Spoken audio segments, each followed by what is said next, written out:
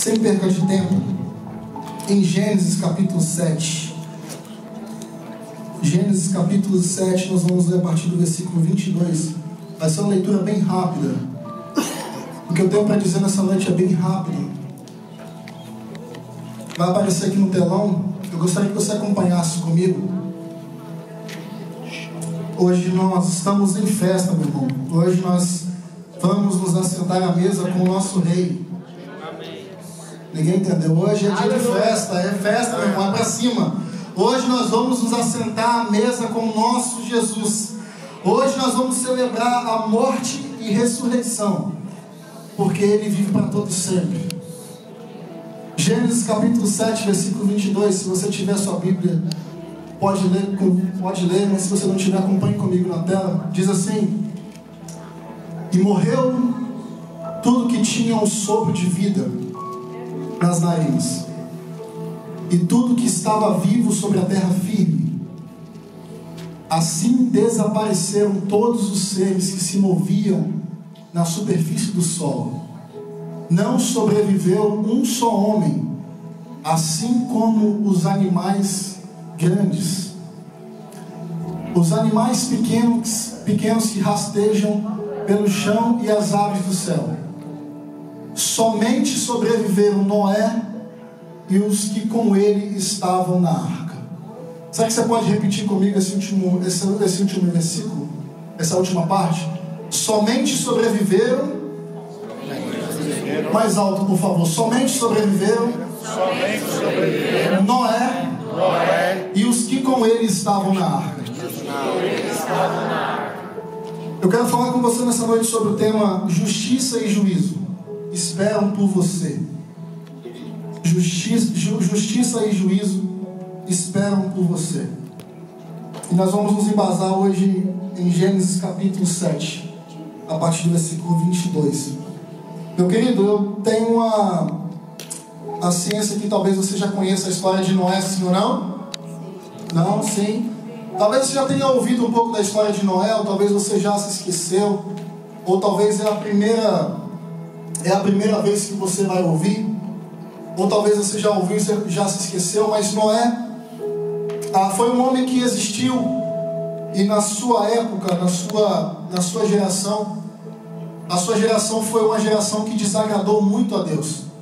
A geração de Noé, ela se distanciou-se de Deus. A geração de Noé, ela pecou contra o Senhor.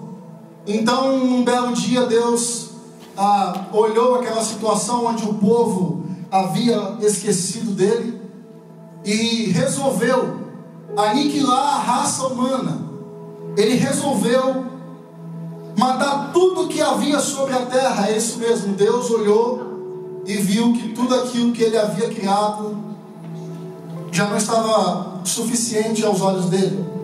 Então ele de repente olha para a raça humana, mas ao olhar para a raça humana ele vê um homem justo perante os seus olhos. O nome deste homem é Noé.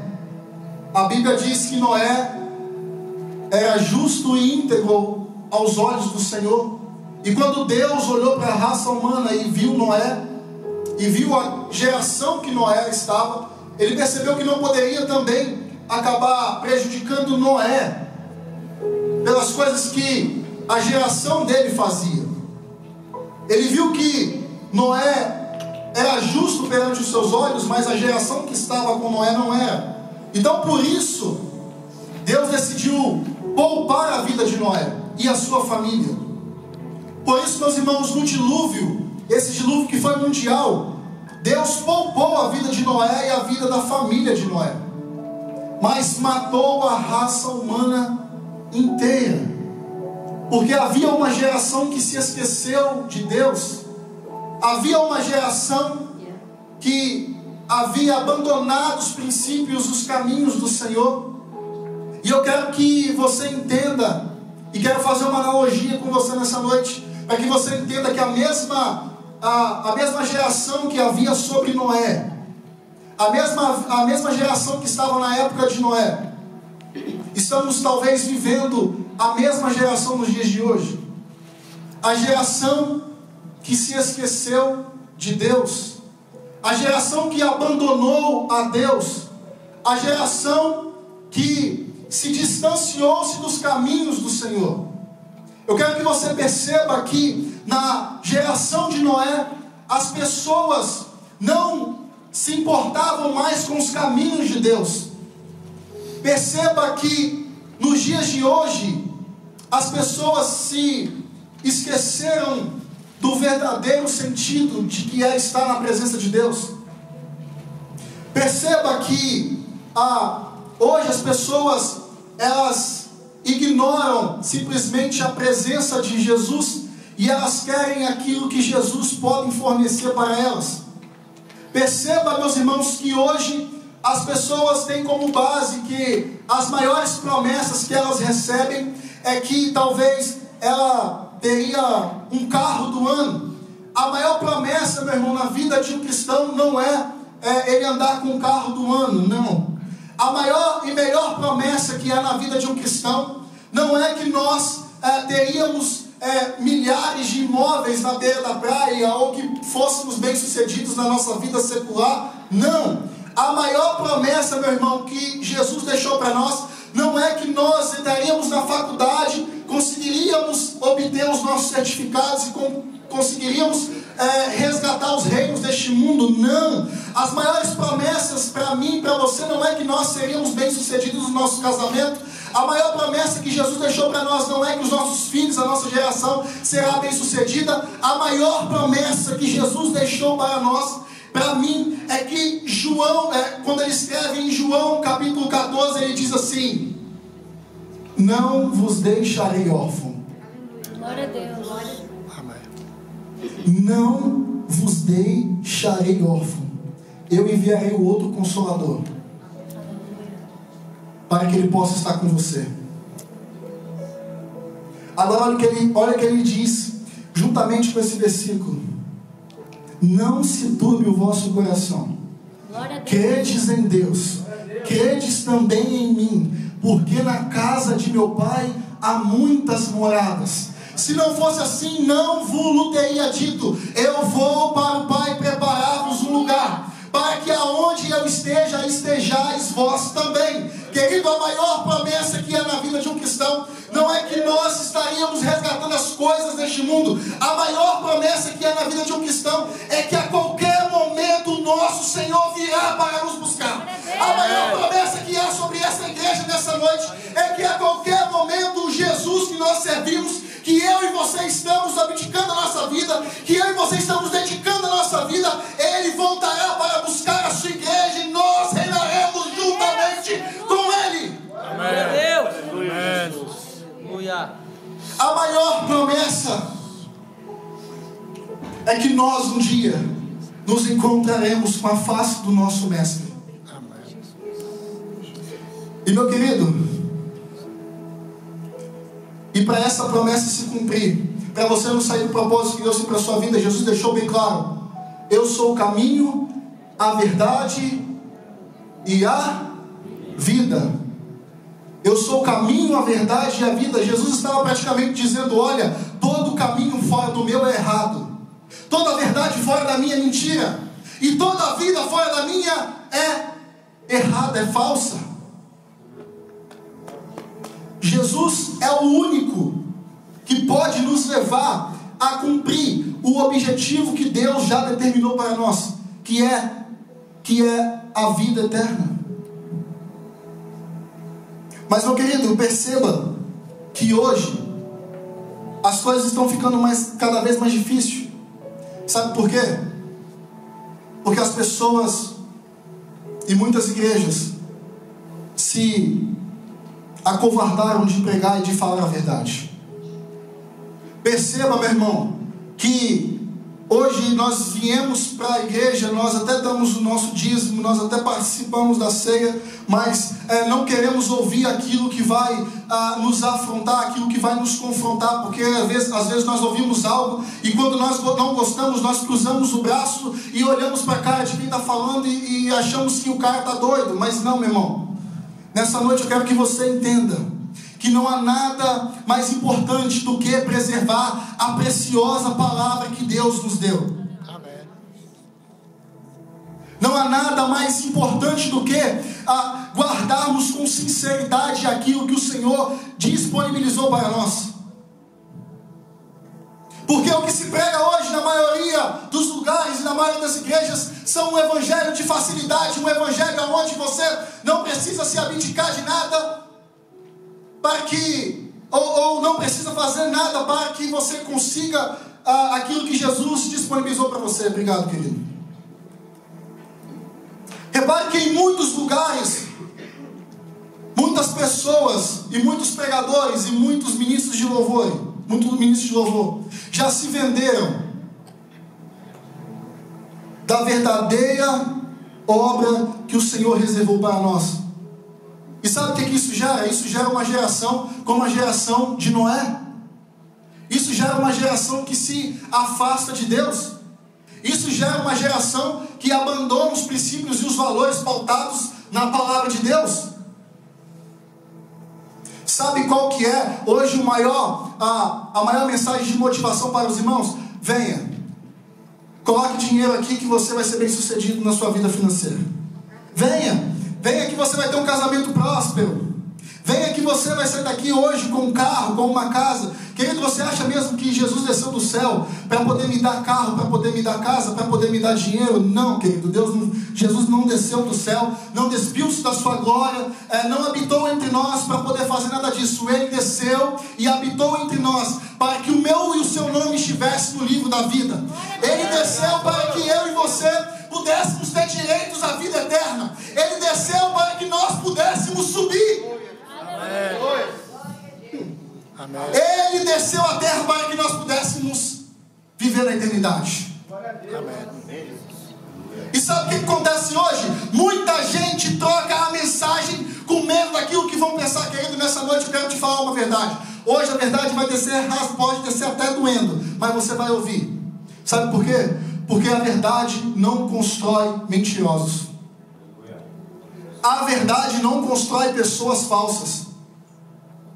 A verdade não constrói pessoas medrosas. A verdade te impulsiona a viver uma vida nova com Jesus. Querido, o que estão fazendo hoje, a geração de Noé que vive hoje, praticamente, cometeu um assassinato espiritual no nosso meio. Hoje, eles falam para nós que nós não precisamos mais orar. Existe isso, Júlio, sabia? Não precisa mais orar, não. Hoje o meio agora é outro. Hoje o meio agora é oração via WhatsApp. Mande essa mensagem para 5 pessoas, senão você vai ser prejudicado. Querido, o caminho até chegar a Jesus não mudou. O caminho ainda continua o mesmo. Quando você quiser falar com o seu Deus, entra no quarto, fecha a porta, e o Pai que te ouve em secreto te recompensará. Glória a Deus. A fórmula de atrairmos a presença de Deus não mudou, querido. Ainda continua nós colocarmos o nosso joelho no chão, ainda continua nós colocarmos a nossa boca no pó, ainda continua nós colocarmos na nossa prática do jejum em ação, ainda continua nós buscarmos a Ele pela madrugada. Ele continua o mesmo, nós é que mudamos. Às vezes nós queremos ser poliglotas, foi o que eu falei em Londres ontem. Nós às vezes queremos ser poliglotas, queremos falar 4, 5, 6 idiomas e esquecemos a língua dos anjos. Nós queremos ser para frente, nós queremos andar para frente e construir as nossas coisas, mas às vezes deixamos Jesus para trás. Querido, nós podemos ser modernos, mas nós não podemos ser mundanos, nós não podemos nos compactuar com o pecado. Aleluia, Jesus. Sabe o que aconteceu hoje? Em muitas igrejas, e eu não digo isso de uma forma nacional, eu digo isso de uma forma global. Em muitas igrejas, igreja não é mais igreja. Agora igreja é empresa, pastor é empresário e ovelha é negócio. Em muitas igrejas, ovelha agora é o ramo do pastor para ganhar dinheiro. Mateus não tem medo de falar isso não tem não, querido. Sabe por quê? Porque aqui eu conheço os pastores dessa igreja e sei do caráter da índole deles. E sei que estou numa igreja séria. Querido, o que acontece hoje é que nós viemos aqui na frente e cantamos para Jesus dizendo: Senhor, nós abrimos mãos dos nossos sonhos, abrimos mãos das nossas promessas, abrimos mãos de tudo aquilo para viver por Ti. Mentira! Muitos de nós esquecem de Deus, esquecem de Jesus no meio dos nossos dias a dias. Muitos de nós abandonam a verdadeira palavra de Jesus para arrumarmos um pretexto para continuarmos pecando. A verdade é, querido, é que eu e você, às vezes, muitas das vezes, não estamos preparados para poder renunciar a nossa carne, para poder fazermos a vontade daquele que nos chamou. A verdade, querido, é que a geração de Noé está incluída na nossa sociedade, e nós falamos que estamos vivendo um avivamento, e esse avivamento não chega nunca. Sabe por quê? Porque nós estamos brincando com Deus, porque nós estamos vivendo uma mentira falsificada de verdade. Se nós estivéssemos mesmo vivendo um avivamento, muita coisa em nós mudaria, a nossa nação principalmente. Se nós estivéssemos vivendo um avivamento, meu irmão, as coisas funcionariam diferente. Chegou a hora de pararmos de mascararmos a verdade, colocarmos a nossa cabeça para pensar e dizermos que sinceramente não dá para continuar do jeito que nós estamos. Temos que tomar uma posição diante de Deus. E eu te pergunto nessa noite, meu irmão, qual posição você vai tomar? Preste atenção. Por que Deus, Gênesis, coloca na tela para mim, por favor, Gênesis 6, capítulo 6, versículo 5. Por que Deus matou a raça humana? Observe comigo. Contudo, o Senhor observou que a perversidade do ser humano havia crescido muito na terra, e que toda a motivação das ideias que provinham das suas entranhas era sempre e somente inclinada à prática do mal. Tá aí o porquê que Deus decide abolir a raça humana. E eu te pergunto, qual que é a diferença dessa geração de Gênesis, dessa geração de Noé, para a geração que estamos vivendo hoje? E eu te pergunto, por que é que Deus não comete a mesma justiça, o mesmo juízo que praticou sobre a geração de Noé conosco? Por que é que isso não acontece? Eu vou te explicar. Perceba, querido, que a perversidade do ser humano havia crescido muito na terra. Está assim hoje em dia, sim ou não? Sim.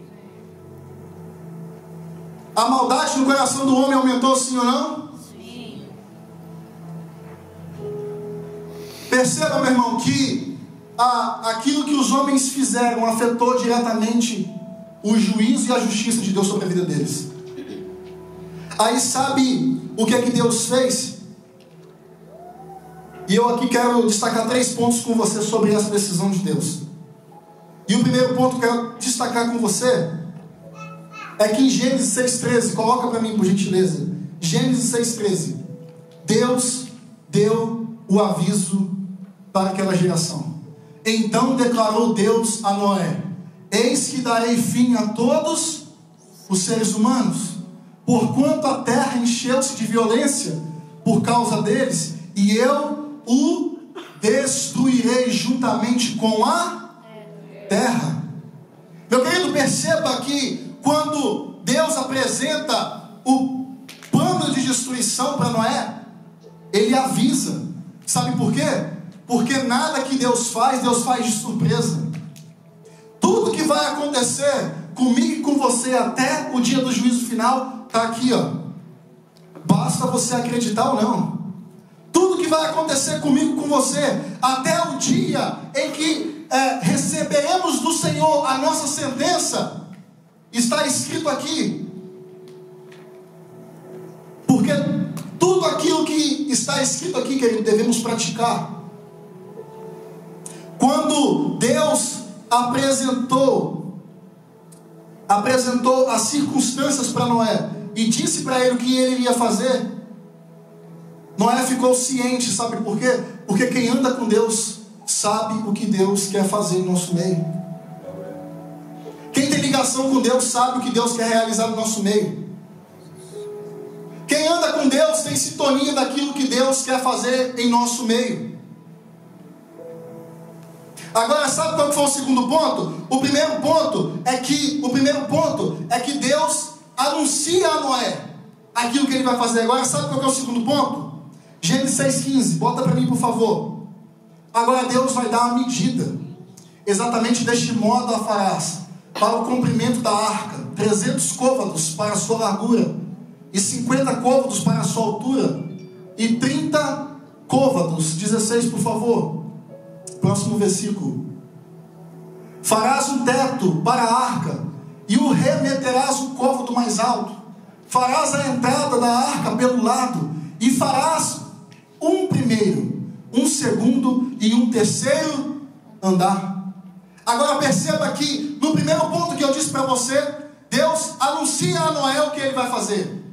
Agora, no segundo ponto que eu estou dizendo para você, Deus dá os detalhes da execução daquilo que ele vai fazer. Sabe por quê, querido?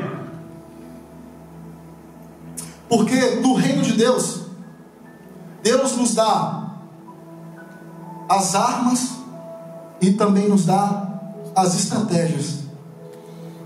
Na obra que nós estamos inseridos, nós não precisamos inventar nada. No evangelho que estamos inseridos, nós não precisamos acrescentar ou tirar nada dessa palavra. Olha, Deus falou para Noé: Noé, você vai fazer assim, assim, assim e assado, tudo bem? Tudo bem. Aí Noé poderia ter olhado e falado assim: nossa, mas essa arca é muito grande, né? Eu vou dar uma diminuidinha aqui para poder fazer do meu jeito. Eu vou botar mais um pouquinho aqui. Não, 50 é muito cômodo. Eu vou diminuir aqui para poder fazer vou fazer só um barquinho só para mim e para minha família. Porque é assim que muitas vezes nós fazemos, meu irmão. Deus fala algo para nós exatamente como nós deveríamos fazer, e nós, pelo nosso eu, pelo nosso achismo, pelo nosso egoísmo, pela nossa forma de pensar, olhamos e dizemos: não, eu acho que o plano de Deus está errado, eu vou fazer aqui do meu jeito mesmo, porque eu acho que vai dar bom. É assim que nós agimos, não é assim ou não? É só eu que acho assim?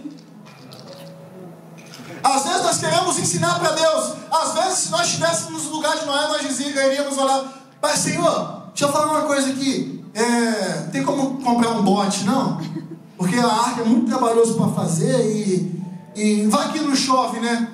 Vai que o Google marcou a temperatura errada essa semana, e vai que não chove. Muitas vezes, meus irmãos, nós queremos ir contra aquilo que Deus já determinou para nós, para que nós fazêssemos. Muitas vezes nós queremos olhar e dizer: não é assim. Essa esposa foi Deus que te deu, e você está querendo outra esposa. Esse esposo que fica no sofá o dia inteiro foi Deus que te deu, mas é com ele que você vai cumprir o propósito que Deus te deu. Meu Deus, falando.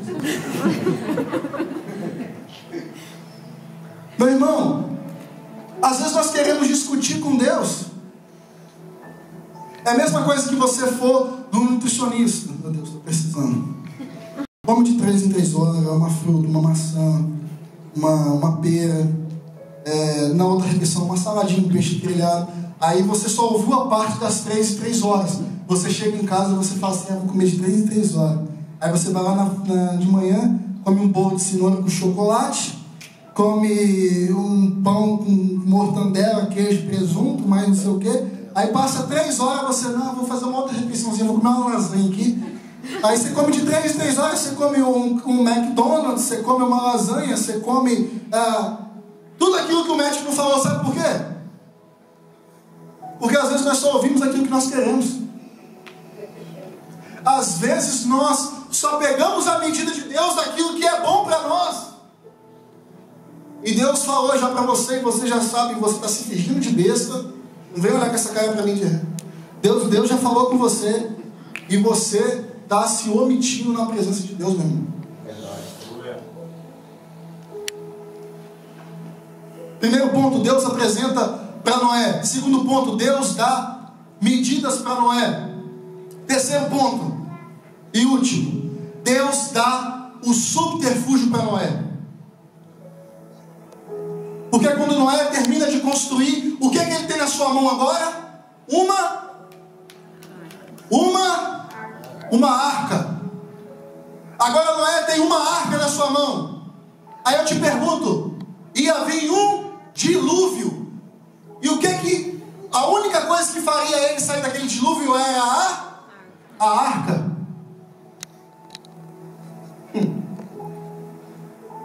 Perceba que Noé constrói a arca.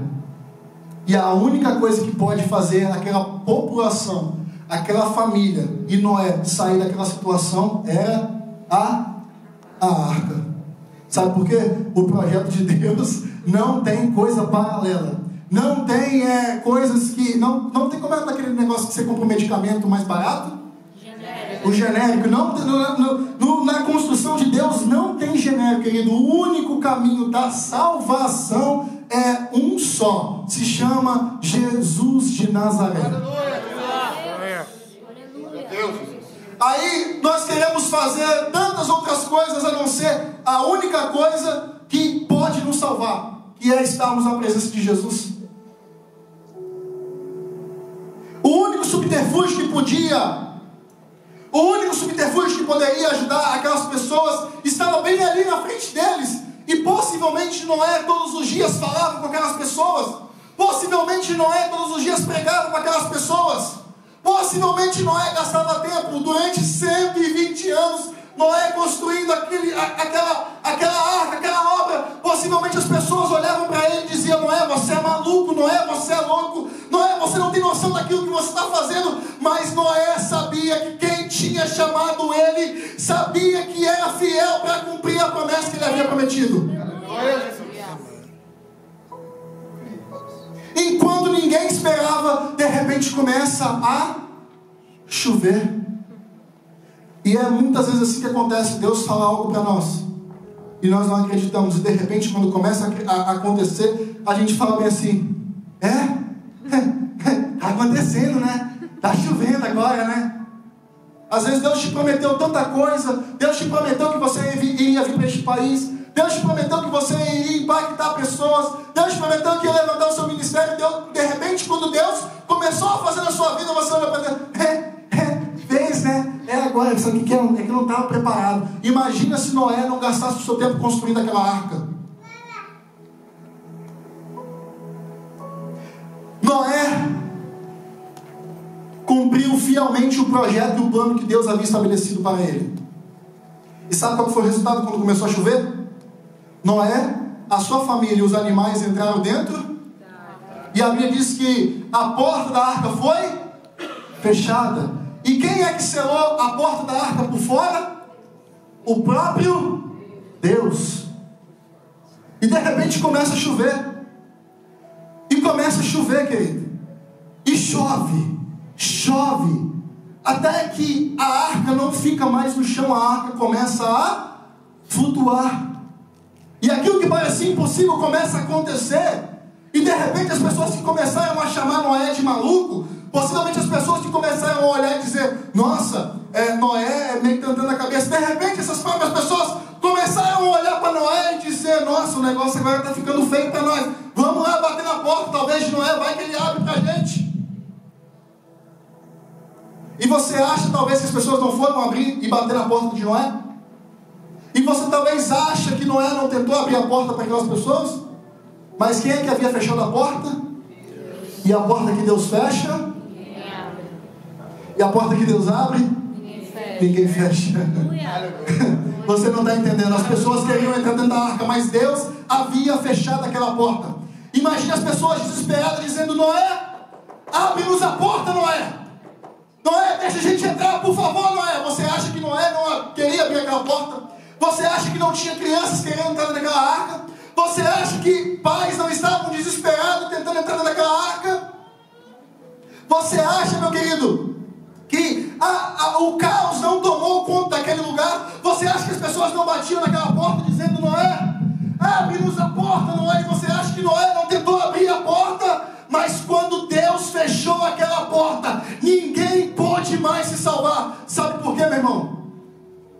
Porque a mensagem que eles recusaram fizeram eles morrer.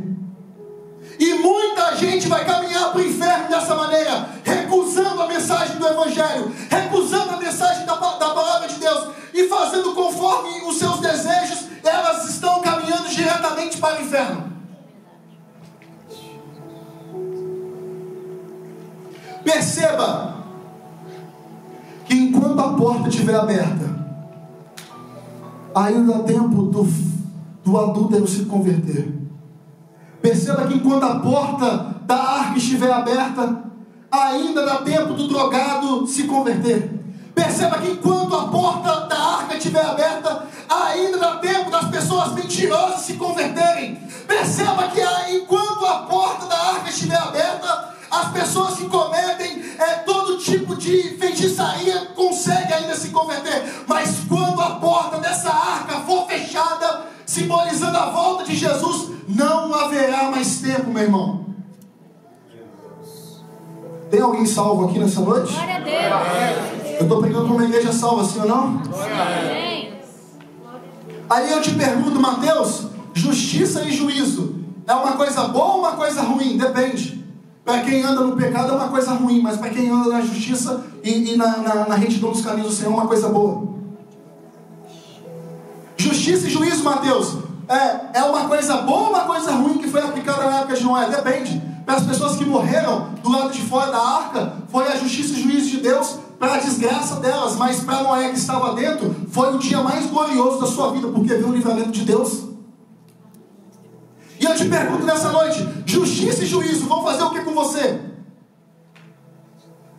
Graça ou desgraça, é você que define. Maldição ou bênção, o juízo e a justiça de Deus vai vir sobre você. E eu te pergunto, eu não tenho condições de julgar, eu não tenho condições de falar se você está certo ou se você está errado, mas há um Deus que não erra. Glória a Deus. Há um Deus que a base do seu trono é justiça e juízo. Há um Deus que está assentado sobre o trono branco. E um dia Ele julgará tudo aquilo que nós fazemos na nossa vida. Enquanto a porta da graça estiver aberta, você está livre, você pode ir, você pode voltar se você conseguir. Você pode se converter, amanhã você pode estar desviado. Amanhã você pode estar querendo vir aqui na frente cantar, ou pregar, ou fazer qualquer outra coisa. Amanhã você pode estar lá fazendo as coisas, os desejos da sua carne. Você pode brincar com Deus, você pode brincar com o pastor, você pode brincar com o seu líder, você pode brincar comigo, você pode brincar com o seu esposo, você pode brincar com a sua esposa, você pode brincar com o ministério que Deus te deu, você pode brincar com tudo, mas haverá um dia que essa brincadeira vai ter fim, meu irmão. Haverá um dia que o Deus de justiça e o Deus de paz vai julgar tudo aquilo que nós fazemos em nossa vida. Aí eu te falo, muitas pessoas vivem de uma maneira qualquer, muitas pessoas vivem da maneira que convém a elas a fazer, e elas pensam assim, não, mas se Jesus voltar e eu ficar aqui na terra, eu continuo da mesma forma que eu estou. Não é assim que muitas pessoas pensam, não, eu vou ficar aqui, se Jesus voltar a levar a igreja dele, eu fico aqui mesmo, está de boa.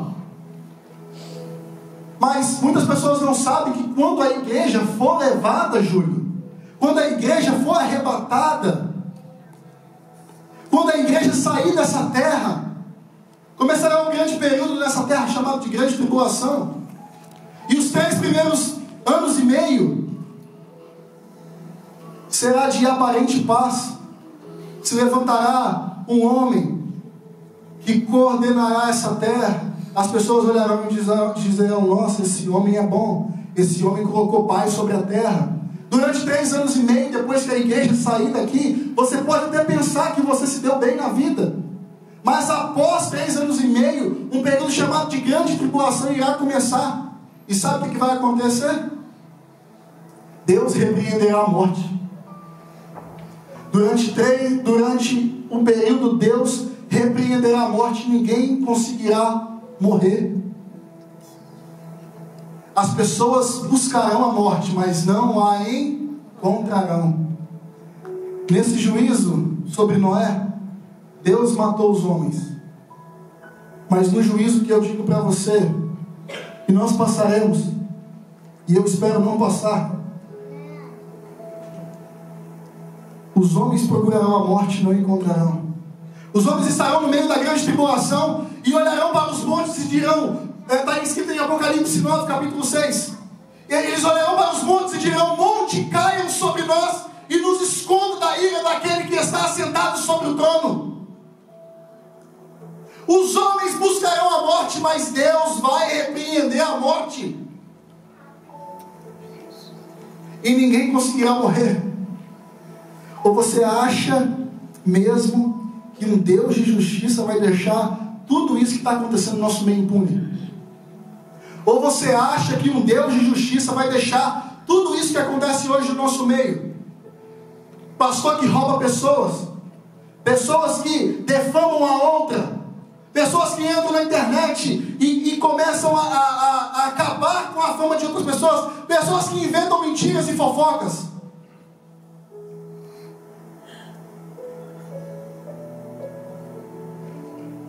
Sabe o que vai acontecer na grande tribulação, querido?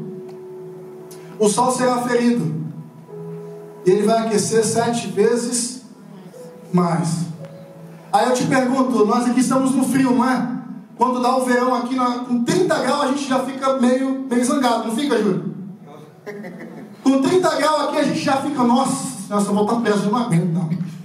Nossa, se eu voltar para o Brasil, nossa, que calor. Aí você pega as suas roupas lá debaixo da mala lá, que eu sei que fica escondido, não vem falar para mim que não fica, não. Você puxa as malas lá, pega todas as regatas de volta, aí passa 2 dias aquele sol, volta o frio. Menos 2 graus. Mas perceba comigo, se durante 30 graus, eu e você estamos aqui, às vezes morrendo de calor, imagina se o sol for ferido 7 vezes mais com 30 graus. Dá 210 graus. 210 graus na grande tribulação, imagina? Você debaixo de um sol de 210 graus. Imagina o cara que achou que se deu bem a vida inteira mentindo para as pessoas, com um sol de 210 graus sobre o seu ombro. Imagina um sol de 210 graus pegando as pessoas que Deus mesmo disse que não herdarão o reino do céu. Esses são os feiticeiros, esses são os adúlteros, esses são as pessoas que cometem imoralidade sexual. Esses não entrarão. Este sol vai queimar essas pessoas, mas para quem subir e for elevado será um outro sol. Malaquias 4:1. Eis que o dia do Senhor vem. Glória a Deus. Deixando que não arderá, e não deixando que arderá nem ramo nem raiz, mas para vós que temais o nome do Senhor, nascerá um novo sol, o sol da justiça. Glória a Deus. Aleluia. Glória a Deus. Meu irmão, há um sol da justiça sobre as nossas vidas. Glória a Deus. Há um sol sobre as nossas vidas. Queridos, na grande tribulação, o sol será tão quente que Zacarias diz que a órbita dos olhos dos homens apodrecem, os olhos caem para fora, a língua apodrecerá dentro do seu corpo, os órgãos internos irão apodrecer de tanto calor que essas pessoas irão sentir. E eu te pergunto nessa noite, por qual sol você está esperando? O sol da grande tribulação ou o sol da justiça? Por qual sol você deseja ser presenciado? Ele está vindo, querido. Jesus está voltando. Você acredite ou não, Jesus está voltando. Amém. Glória a Deus. Querido, e eu finalizo aqui agora. E talvez você se perguntou: Mateus, mas qual que é o segredo disso tudo? O que eu devo fazer? A primeira coisa, se arrepender. Se arrependa dos seus pecados. Se arrependa daquilo que você tem cometido e você sabe que é errado, mas você tem feito Porque talvez alguém disse para você que Deus te entenderia. Porque talvez alguém disse para você, não, você é desse jeito assim, mas não, Deus entende você. Olha aqui para mim, não se distraia, olha aqui para mim. Não entende não, meu irmão. Deus não compactua com o pecado, não. Deus não compactua com as coisas erradas, não. Deus é santo. Aquele que é santo, santifique-se mais ainda. Meu querido, perceba que na geração suposta de Noé, existia Noé, que era justo, e tinha as pessoas que não eram justas. E na igreja é a mesma coisa. Sabe por quê? O joio e o trigo crescem junto. O joio e o trigo vai crescer junto, mas não cabe a mim, não cabe ao pastor, não cabe ao ministro de louvor, não cabe a esse irmão que está do seu lado bonito, não cabe a sua esposa a fazer a separação do joio e do trigo. Sabe qual será o dia em que a separação será feita? Quando a Bíblia diz em 1 Tessalonicenses 4,16: pois o mesmo Senhor descerá do céu com alarido e voz de arcanjo, e os que morreram em Cristo ressuscitarão primeiro, e depois nós que estivermos vivos seremos levados a se encontrar com o Senhor nos ares. Nós estaremos para sempre com o nosso Salvador na eternidade. Amém. Tem alguém aqui que vai ser arrebatado? Tem alguém aqui que anseia este dia? Tem uma igreja aqui nessa noite que está doidinha para ouvir o suor da última trombeta? Será que você pode pelo menos levantar uma das suas mãos essa noite e dizer nessa noite: Maranata, a hora vem, Senhor Jesus? Aleluia!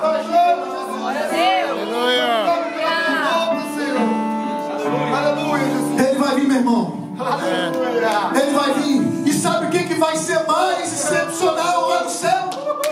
Sabe o que vai ser mais excepcional lá no céu? Não vai ser as ruas de ouro. Não, Mateus, não. Mateus, vai ser o que? Os muros de jaspe, os muros de cristais? Não. Vai ser o que, Mateus? O grande trono branco? Não. Vai ser o que, Mateus? Os serafins, os querubins que estão cantando santo, santo, santo? Não. Sabe o que vai ser mais interessante lá, meu querido? Nós olharmos a face do nosso amado Jesus e ver que nós vencemos com Ele. Glória a Deus! Glória a Deus! Já imaginou você dentro do céu? E de repente você olha e você fala assim: ei, Paulo, tudo bem? Valeu a pena? Não valeu? Valeu. E aí, Moisés, tudo bem? Valeu a pena? Não valeu. Mas como é que foi abrir o mar? Foi excepcional. Como é que foi lá na terra? Não, Deus também fez uma obra muito grande lá em Banga. E aí, Silas, como é que foi ter cantado junto com Paulo na prisão? Foi difícil, mas Deus venceu. E aí, Pedro, como é que foi? Valeu a pena ter sido crucificado de cabeça, mas nós chegamos aqui. Meu irmão, eu não sei você como você vai chegar no céu. Não me importa como você vai chegar no céu. O importante é chegar. Aleluia!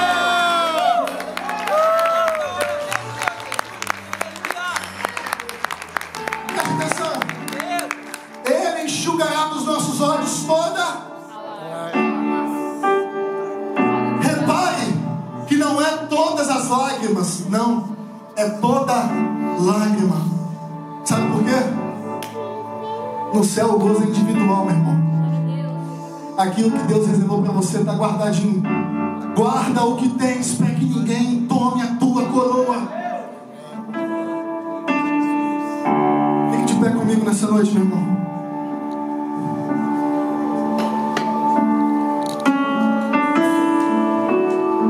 Feche seus olhos. Tudo valeu a pena, meu irmão. Vai valer tudo a pena. Cada lágrima vai valer a pena. Cada perseguição vai valer a pena. Cada renúncia vai valer a pena. Deixe o mundo lá fora dizer que você é maluco. Deixe, pode deixar. Um dia essas pessoas que ignoram a palavra da cruz, um dia essas pessoas que ignoram a palavra de Jesus, um dia elas implorarão para fazermos parte daquilo que já está Feche os seus olhos, será que você pode imaginar Jesus com a parósia? No grego, a parósia, Jesus nos ares, te esperando. Aleluia! Você sendo levado. O seu corpo não será mais um corpo destrutível, o seu corpo será um corpo incorruptível.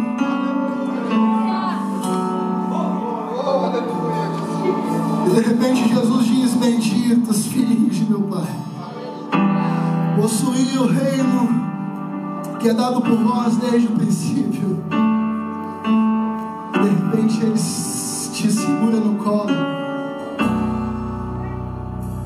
e Ele começa a te apresentar o céu. Filho, aqui agora é sua nova casa. Aqui agora, meu filho, é o seu novo lar. Você não precisa mais ficar com medo. Olha Ele falando para você: você não precisa mais ficar com medo. Eu vou te conduzir nessa noite. Eu vou te conduzir a você a conhecer mais de mim. Querido, será um dia glorioso. Esse dia vai ser o dia da volta de Jesus. Aleluia. E talvez Ele está olhando para você nessa noite. E sabe o que Ele está dizendo para você? Sabe o que Ele está querendo falar no seu coração nessa noite? Segurando forte na sua mão, sabe o que? Ele diz para você assim: querido, não compreendo os teus caminhos, mas te darei a minha canção, doces palavras te darei,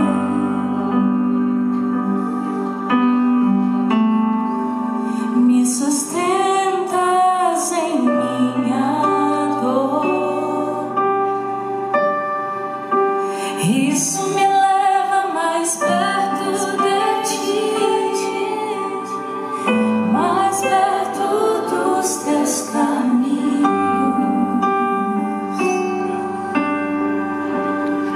e ao redor de cada esquina, em cima de cada montanha, eu não procuro por coroas ou pelas águas das fontes. Desesperado eu te busco, frenético acredito que a visão da tua face é tudo que eu preciso. olha Jesus dizendo para você quando você chegar no céu. Olha Jesus dizendo para você: que vai valer a pena, todo sofrimento, vai valer a pena, toda lágrima, vai valer a pena mesmo, toda perseguição vai valer a pena. E vai valer a pena.